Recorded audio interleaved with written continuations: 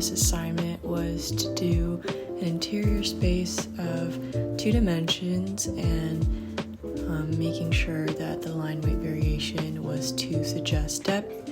And I knew typically with these kind of assignments, students would choose their room or their house, but I decided to just take a few pictures on campus, and I decided to do this health and human services entrance. I just really liked the architectural symmetry, and yeah, I just really liked the lighting and just how appealing it was to just be lured into this kind of space.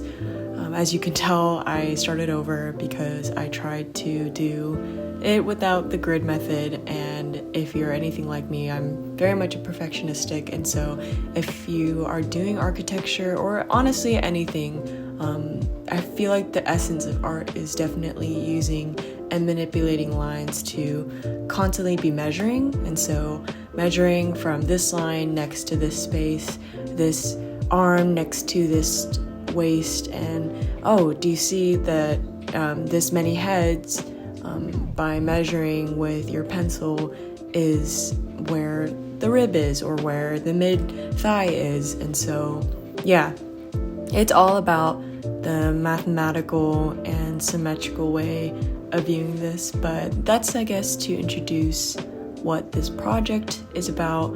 And I guess my thinking process was, it's actually crazy because this is probably the first assignment that I've never procrastinated on in my entire school career, high school, and even in college, and I'm a 5th year, but I've just had this new motivation and inspiration, just projects that I want to be passionate about. And I was very encouraged because my professor really liked the space, and he saw, just my intention and my curiosity to bring this to life. And that's basically what this is for. This is actually for an advanced life drawing, but the essence and the point that he wants to bring is what the figure looks like in a space, and that's kind of how the figure stands out, is thinking of the bigger picture.